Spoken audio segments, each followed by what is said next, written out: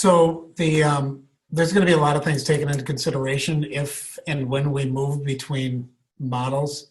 This kind of lays out some of the considerations that of why it would happen, the family community needs, social emotional needs, and what it would take to be in the classroom setting. Now, for example, it's not, I hate to compare it somewhat to a snow day decision, but it's not a simple get 5 inches of snow and school's canceled. It's not going to be that get a certain number of cases and school is canceled. I think there's a lot of things that are going to play into whether or not we shift away from a classroom model.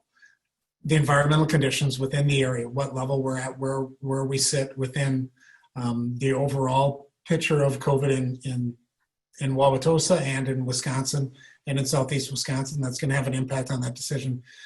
The other one is the ability of students to attend. If there's students being quarantined and staff being quarantined, if we don't have staff and we don't have substitute teachers to be able to fill positions when there's a quarantine or a positive case, or all those other components play into it. There are specific guidelines that are in place for a certain number of days if you are identified.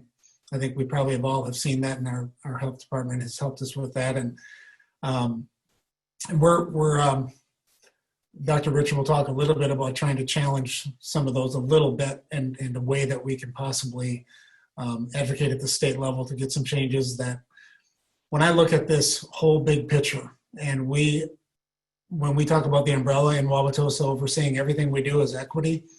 And if we don't fight tooth and nail to have all of our students in school learning, then we're really not, I had really struggled with our approach to equity if we don't fight really hard to have our kids, because we know the impact. And we got to do it safely. That all plays into it as well. But if we can reduce the number of days by a certain percentage, that's really important to me. And for me, I'm going to fight to do whatever we can to have all of our students in school every single day they can possibly, and have all of our staff be able to do it safely as well. So we'll talk a little bit more about that. But as we transition through, there's going to be certain times when we just don't have, we're not capable of operating a school and a classroom. And we're going to work with the health department to help us make those decisions as we look at what the impact is in the classroom. And we're going to do some modeling in August to work through different scenarios to say what would we do if we're in this situation, so we're ready when it comes to September to be able to make those calls.